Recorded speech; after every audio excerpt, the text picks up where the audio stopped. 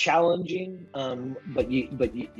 it comes with kind of communication, right? You heard me say kind of in our value system, clear, respectful, honest communication.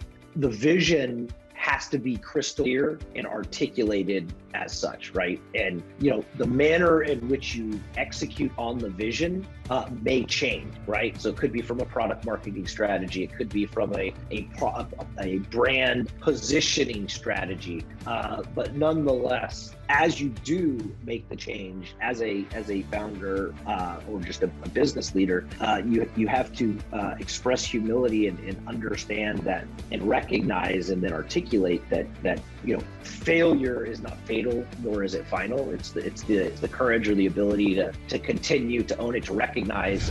Welcome to Grow Think Tank. This is the one and only place where you will get insight from the founders and the CEOs of the fastest growing privately held companies. I am the host. My name is Gene Hammett. I help leaders and their teams navigate the defining moments of their growth. Are you ready to grow? Vision is a really important topic for any leader that wants to scale their company, get employee alignment. So today we talk about alignment on vision. Our special guest is George Baker. He is the CEO of ParkHub. They are now held by private equity, but he's still running the day-to-day. Aligning people to the vision is a key part of his job. And so we unpack that in today's interview. One of the things I like about what's shared in here is it's not just about get clear on your message and how often you use it. It's about some of the other things around vision, like values. We dive into how important that is for you to create alignment with your team. So tune in for this whole interview on alignment on vision to grow a fast growth company. Now, before you go too far, I want to talk to you something about leadership development. And really, it's about retention of your best employees. If you want to retain talent, then you've got to grow them,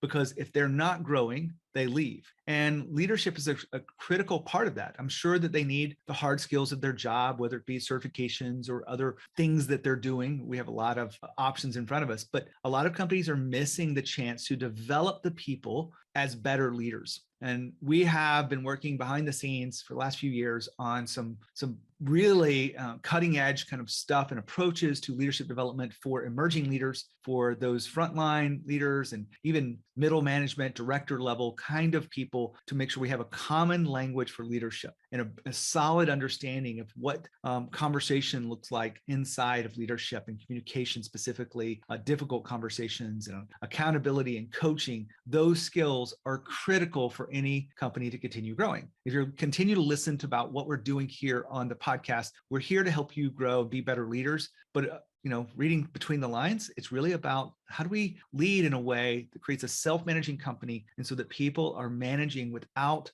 as much oversight as you have today, so that you can focus on the most valuable aspects of company growth, or you can just be an owner to something really special, which is kind of the dream for many founder CEOs, is to not necessarily be in the day-to-day, but to have a team that is aligned to the vision, but also working and developing for that. If you want to get a game plan with me, I'd love to just sit down with you and talk about what is going on in your company. I've been doing this for years and years and years, and I'd love to have those conversations with those people that are serious about growing as a company and growing as leaders. That game plan will really help you identify some blind spots that are going on. I've been doing this for a decade, and I'd love to do that with you. All you have to do is go to genehammett.com, schedule your call. We'll talk about your business, talk about people, talk about the things that are missing, and identify those gaps. And inside that, I will better serve you as a leader of a fast growth company. So just go to genehammett.com, schedule your call today. Now, here's the interview with George. George, how are you?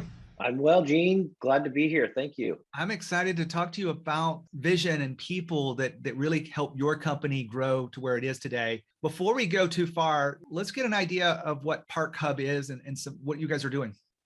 So at ParkHub, we're providing access control and integrated payments for parking lot attendants, specifically in destinations. So we consolidate the traditional operational workflow, eliminate the cash out of the system, allow for the authentication of prepaid channels, and offer electronic forms of payment. This transaction flow drives business intelligence. From the business intelligence, our clients gain operational efficiencies well beyond kind of the parking parking lot. So in the parking lot, obviously, labor reduction as well as revenue increases, but there's a carbon footprint reduction of about 30% by moving vehicles faster. There's a guest satisfaction or a fan parker satisfaction that actually is elevated by throughput, and it's just a more efficient way to manage your asset.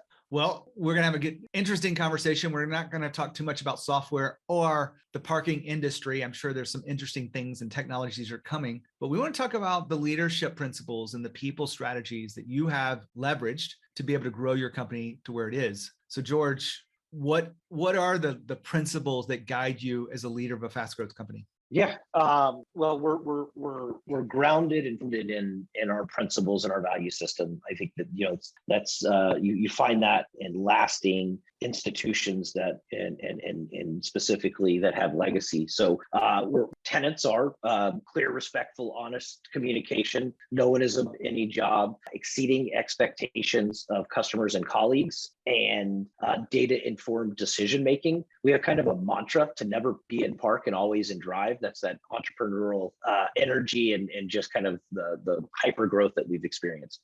I love the fact, the way you phrase that, grounded in values, because I think a lot of leaders know it's important, but they really choose other things like sales strategies and marketing strategies and, what's our product development roadmap over, really looking at and using values. Is there something you do on a day-to-day or a weekly or monthly basis that we could learn from on how you stay grounded in values? I think one, I would say our values are not just, statements on the wall, although they are on the wall. We hold these in our heart, and every employee I hire by this value system, I fire by this value system, and I reward by this value system. And back to your comment around day to day, right? So we're beginning to come back in the office, but when we were in the office, just simply walking around the office myself or any other colleague and calling out a recognition of a value back to someone within the organization, practicing that day to day. Today, now that we're in a digital kind of environment, in remotely working, we still do this in kind of a Slack channel. We call it praise, in which we recognize an individual. Maybe we got off a call or a demo or had a large deployment or push, in which a member will do this in a digital manner. Now, George has talked about his call out to values. Now, one of the things that I want you to understand is you want to really have a clear plan of how to be grounded in your values on a day-to-day basis or a week-to-week basis. You don't want them to just be something that is on the wall. And I'm putting together my research, writing a new book on this. But for now, I want you to think about this.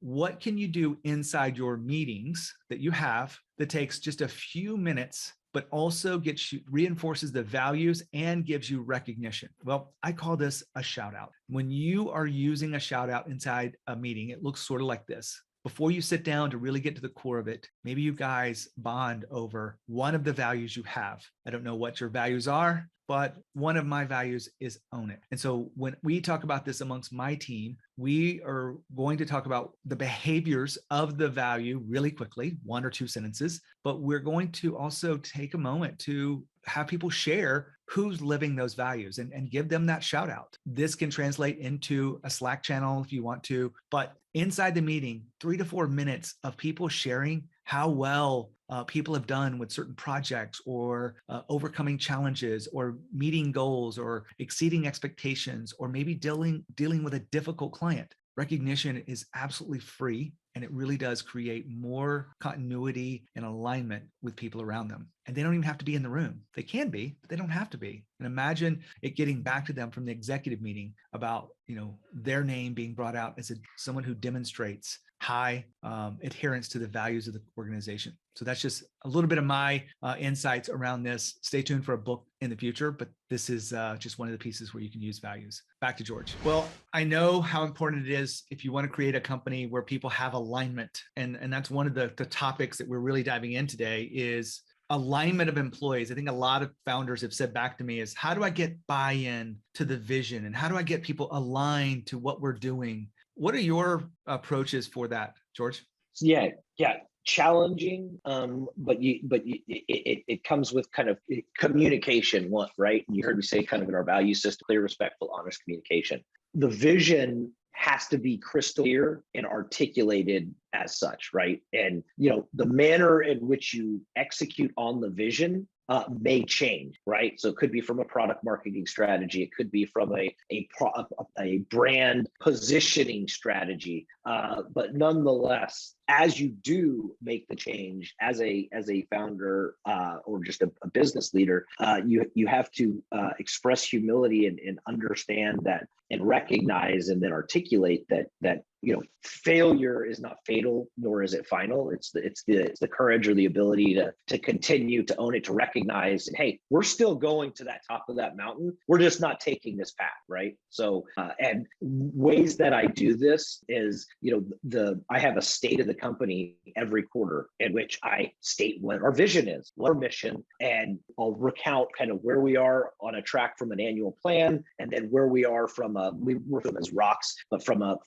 MBO on a quarterly basis, right? I take this same kind of messaging around vision, values, where we are in the business, where we are, where we're going, and who we are, and I do this in a bi-monthly stand-up. So now that we're hybrid, doing this in the office, and I'm restating the same. So albeit I think it's redundant, it's absolutely important for my employee base at large to continue to hear it, and creating that drumbeat around what our vision is and how we're going to get there, and also acknowledging maybe we stumbled along the way, but we're still marching to that same goal. Sounds like to me you've embraced a sense of transparency in these meetings, that you're telling the good, the bad, and the ugly. Is that right? Yeah, absolutely critical to have communication flow up and down the organization, more specifically when you're experiencing hyper growth, double-digit growth as we since 2015. The cascading of bad information up or down an organization can be crippling when you're moving at and you're building at a clip such as that. And we can't talk about alignment of vision and company growth unless we also include this idea of hiring the right people. When you look at your hiring strategy, you guys are up to 70 plus employees, continue right. to grow fast, I would imagine. What does that hiring strategy look like for you guys? Yeah, well, one, again, founded in our principles and our values, right? So onboarding, we through obviously the core values, right? We then do they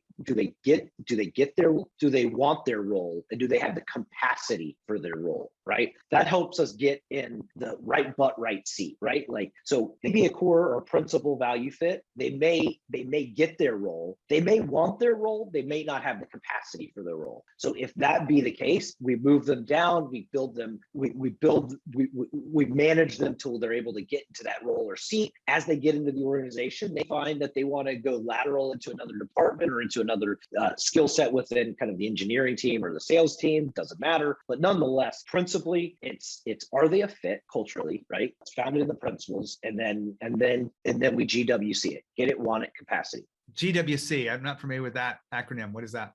Get it? Do they get there? Do they want their role? Do they have the capacity? Okay. Perfect. I remember you talking about those.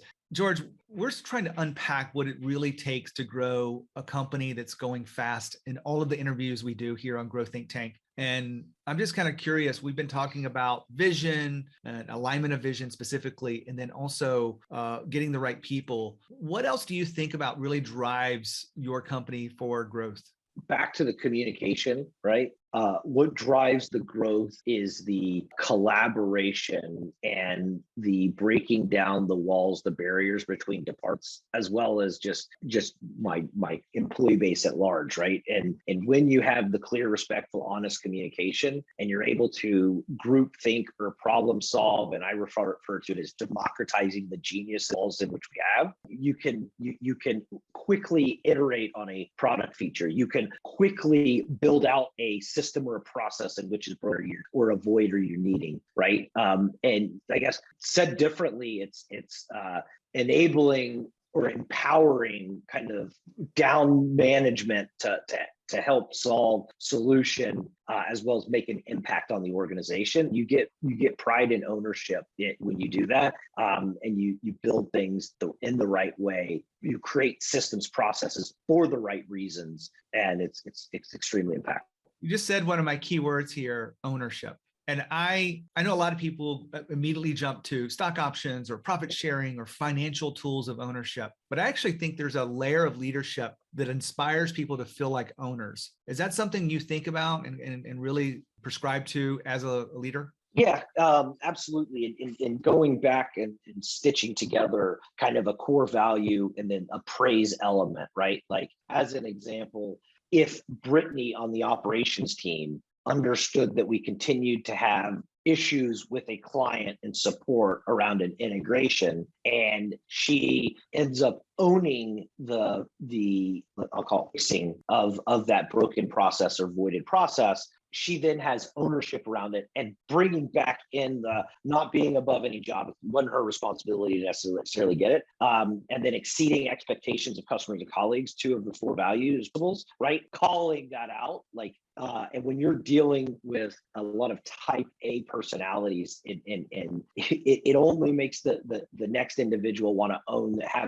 have their fingerprint, their ownership on something within the org. Now, George just talked about ownership. And one of the things that makes my brand a little bit differently than anyone else is I study ownership, not the financial tools like ESOPs and profit sharing, but I really want you to understand there are 6 core principles of ownership. I'm not going to go through all of them today, but one of them is empower. You've got to empower people if you want them to feel like owners. If you are micromanaging, there's a good chance that your people don't feel as connected to the business and to the vision as they could be. But if you're working on how you're empowering them through coaching skills, through communication approaches, you want to make sure that you're doing this as consistently as possible. Now, I know what gets in the way of empowerment. There's a dark side to empowerment because I work on doing this as an executive coach all the time. You want to be able to make decisions, be resolute, be decisive, but you also want to empower people. And so you get to learn to balance those things or dance with them, if you will.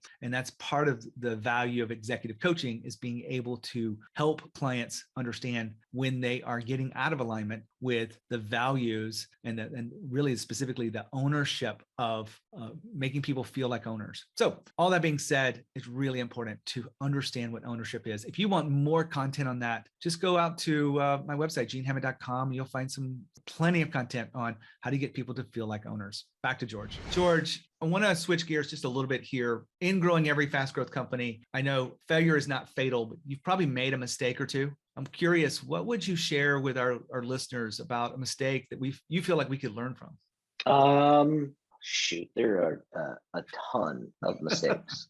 There usually are.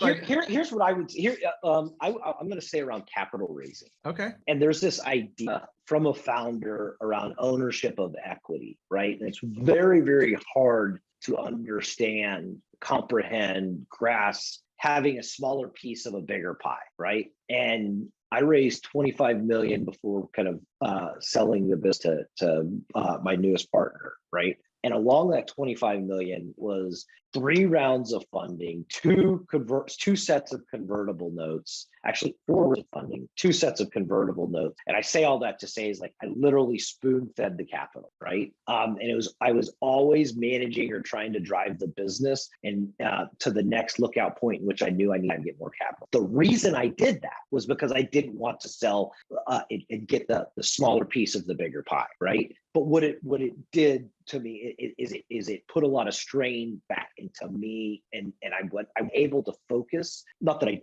grew fantastically, but I wasn't able to focus on the business for more than like a 12-month period without having to go back out fundraising. And it is a pain. It's not a pain. It is taxing to raise capital. And I say all that to say the 25 million in capital that I raised, if I would have chunked it out into to raise the 5 million plus the 5 million plus the 5 million plus the 5 million is the exact same effort to go raise one shot at 25. Okay. And I would have been better served to, instead of spoon feeding the capital, going and taking more capital. And ultimately, I think I would have ended up landed in the same spot.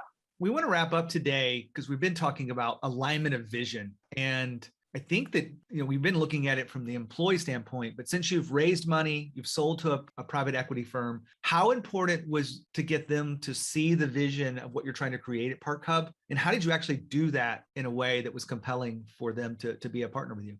That's an interesting question. I think from the private equity world, and I don't know this for certain, right? But I've communicated, been on both sides of it. It's not about selling the vision. These guys are so financially driven. It's all about metrics, right? Okay. And once you can establish kind of the metrics around, unit economics and growth rates and SaaS valuation, I think that's more important than selling kind of the vision of the business. The vision of the business is that's not what they're bought into growing their financial profile, not a long tenured business has product market fit, right? So at that point, then back to the data, the KPIs, it's about doing market studies and understanding penetration into a sellable small market. What is the larger total addressable market, right? So I think it's less about